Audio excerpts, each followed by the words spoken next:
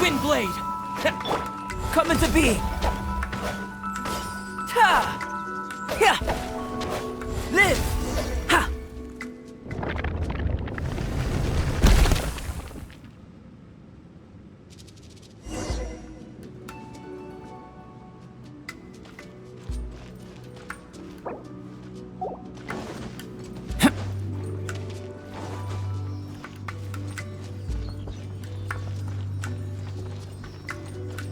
Look, over there! Could that be the sunset vermilionite?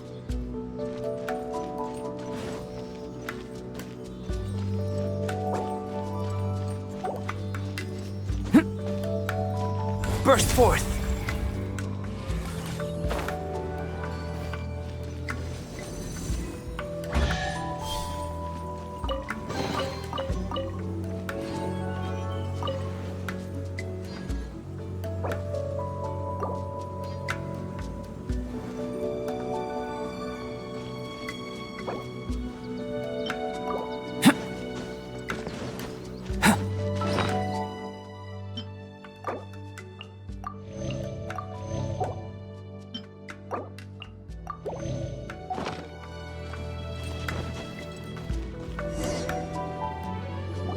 Is this it? Is this the sunset vermilionite? It's so huge! That's true, but then again, why isn't it floating? Plaustrite doesn't float until it's activated. It may look different from most ordinary stones, but it weighs around the same amount. Only after being activated does Plaustrite reveal its true nature, breaking free from the shackles of the mortal realm and ascending up into the heavens. Wow, Shenhe, you seem to know everything about this. Only because my master is fond of chatting about these things. The moment she has some time to spare, she'll come straight for me and start telling story after story. I don't care for her stories most of the time. I certainly didn't expect them to ever come in handy like this. Hold on a sec. Paimon just realized something.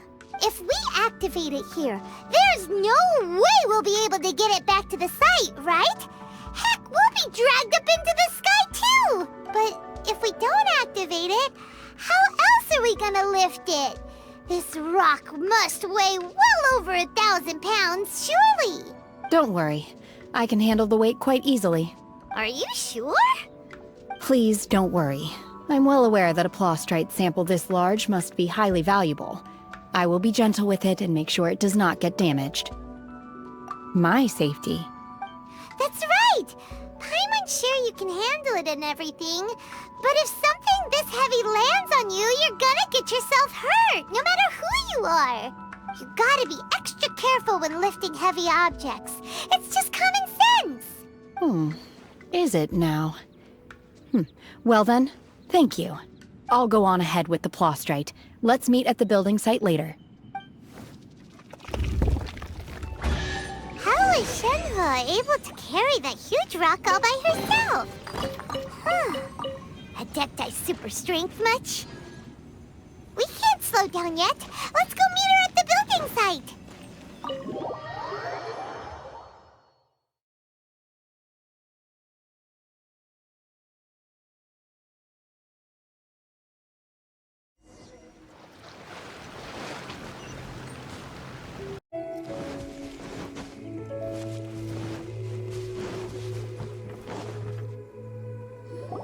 Oh my god, I can't believe my eyes. How can she lift that massive rock all by herself? She's gotta be one of those Adepti, surely. O mighty Adeptus, please give me your blessing so that in the coming year I may reap a more bountiful salary. This is top tier in size and quality, and the condition it's in is quite simply immaculate. Congratulations! This item is approved for submission. I'm going to award you full marks for the Sunset Vermilionite item. May I take your name? My name isn't important. I'm not even here to compete. I was just delivering this for some other people. They should be here any minute now.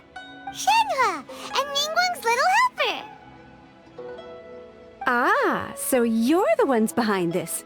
No wonder. The rarest talent turns in the rarest plaustrite specimen. But I have to correct you on one point. It's not helper, It's Secretary. Okay then, Miss Secretary, what do you think of the rock we found? Pretty amazing, right? In truth, it is the finest piece of plastrite we have received so far.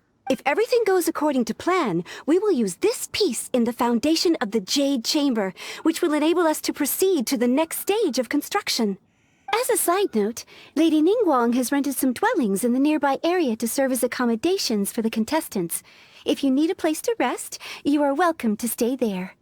Now, please excuse me. As you can see, there is still a lot of work to do on the building site.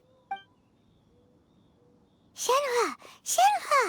Just now on the way over, pretty much everyone was singing your praises! Oh, really? What kind of reaction is that? So strange. Aren't you happy about it? Whenever Paimon gets praised, Paimon can't help but hold their head up high and break into a big smug smile. I've had similar compliments before. They call me an Adeptus, treat me with great deference and respect, as if I'm set apart from the common folk. Yeah, 'cause that's how Adepti are. At least the ones we've met are pretty unique and reclusive, too. Way different than normal people.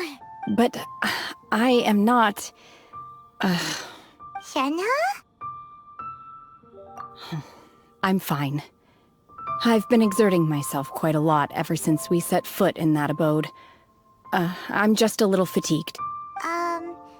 Well, Byron said that there are some makeshift hotels we can use, right? Let's go check in and take a rest. No need. I simply need to find myself a secluded place in the wilderness to sit and meditate in silence. You can't do that. It's dangerous out in the wild on your own. When you're hungry, you go eat something tasty. And when you're tired, you go lie down in a nice, comfy bed. All right? Seriously, don't punish yourself like this. Okay. If you insist. Great! Now we're talking. Let's head to our hotel.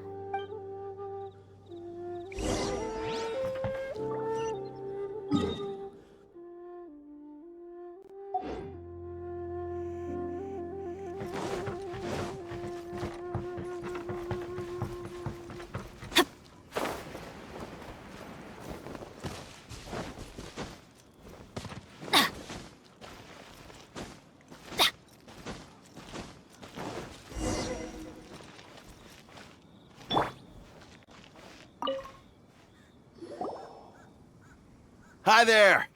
Checking in, are we? You're just in time. We only have 2 rooms left.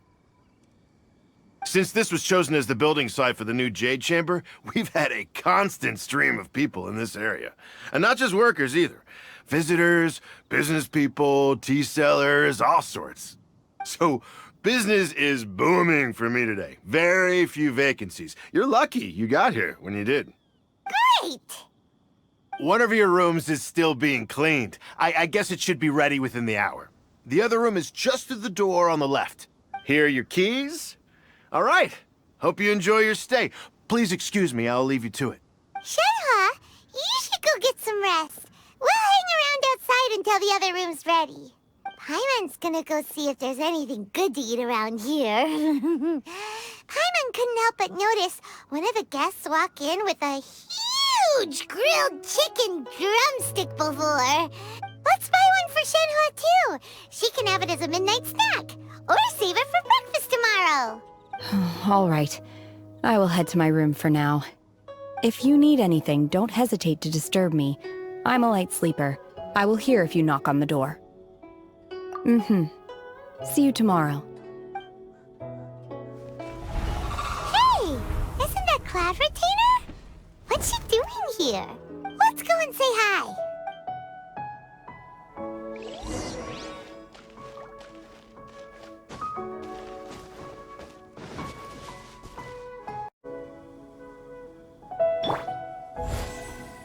Liv!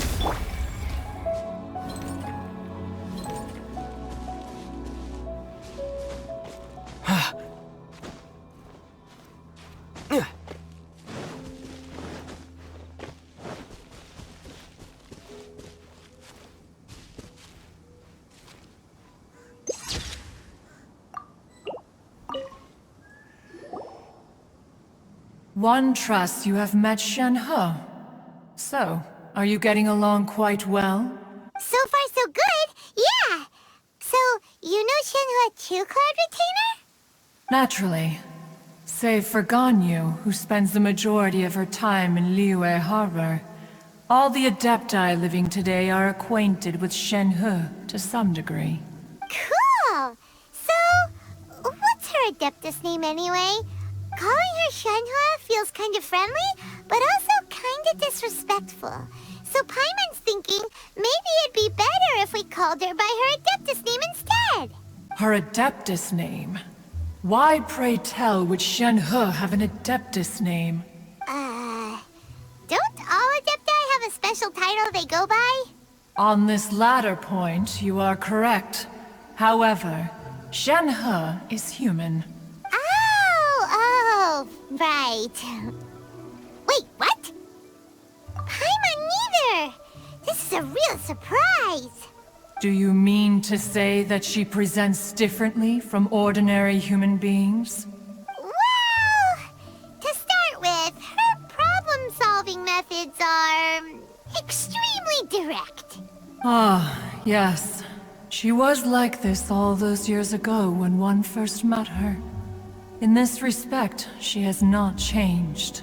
One first found Shenhe by chance in a cave.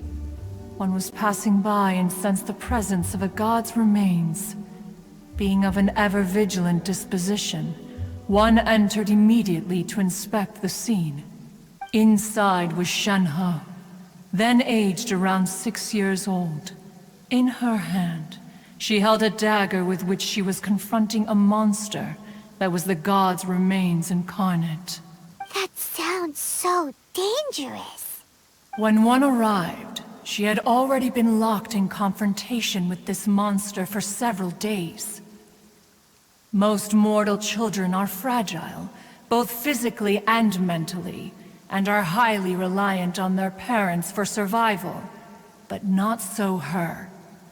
That she was able to endure such terrible danger was due not only to her strong willpower, but also to the bloodlust and homicidal instinct with which she was born. One dealt with the monster, yet she still refused to lower her guard. She even pointed her dagger in one's direction and remained ready to strike. Only after she was satisfied that one had no intention to cause her harm did she finally relent. She then passed out without uttering a single word. In other words, if you hadn't passed by that day, Shenhe might have... Not necessarily. Upon one's arrival, one could sense that the god's wrath was gradually receding. Even had the stalemate continued, one suspects that Shenhe may have still emerged the victor of the confrontation. That's still so dangerous, though! Why was a tiny little kid battling against the wrath of a god in the first place? Alas, the mortal world is rife with suffering of every kind. And she had experienced her fair share of this, even at a tender age. Seeing that she was homeless, one decided to adopt her. Indeed, it is one to whom she refers. Shenhe has an extraordinary constitution, making her well adapted to practicing the Adepti arts. All the Adepti cherished her talents, and so we were willing to train her. However, her homicidal urges did not subside with age. Rather, they grew stronger day by day. Mooncarver once performed a divination for her. He declared that her fate is to bear the curse of calamity. Consumed by malevolent energy, she is prone to bring harm to those around her. Such is the magnitude of the danger this poses, that her soul must be bound with red ropes to keep her homicidal instinct at bay. The red ropes have indeed served to keep her calmer and more content. They also seem to have rendered her somewhat inexpressive. Perhaps the red ropes are so powerful that they have suppressed some of her other emotions as well.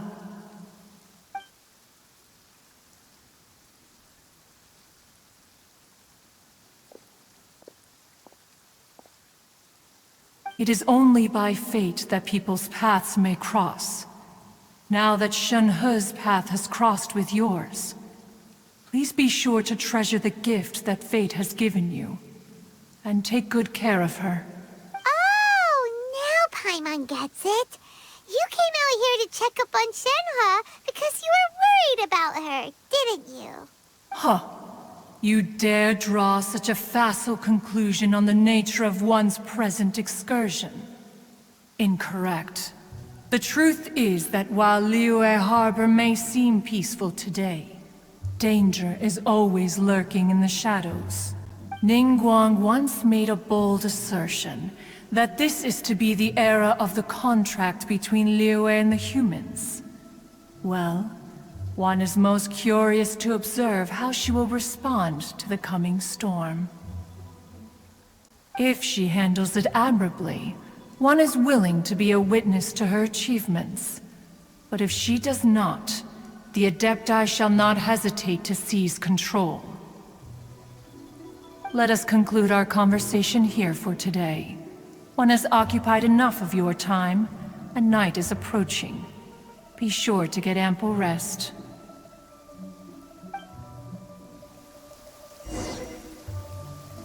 So, Shenhe isn't an Adeptus after all. She just grew up around the Adepti. Oh, no wonder she doesn't like being treated as an Adeptus. Having everyone falling over themselves to show their respect all the time must be kinda hard to deal with. There seem to have been a growing number of tales told regarding Shenhe in recent years. Perhaps she was seen on the previous occasion when she secretly ventured out from the mountains. One has heard that a playwright in Liyue Harbor wrote an opera based on the legends told about her. It is called The Divine Damsel of Devastation. The play portrays her as making a stand to protect her fellow villagers. One can only surmise that every story needs a hero.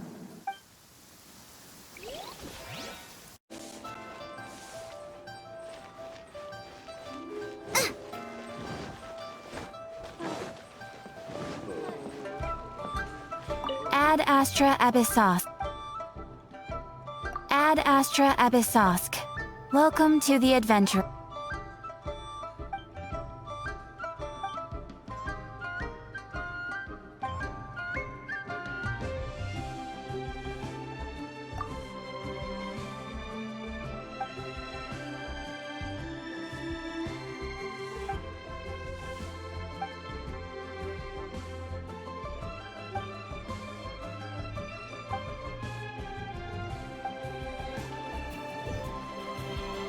Ad Astra Abyss.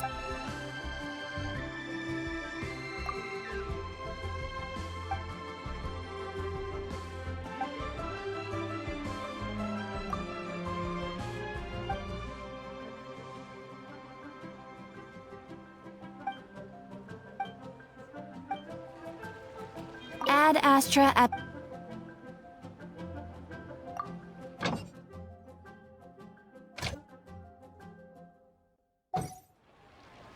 Long sword in hand, and the world at my feet.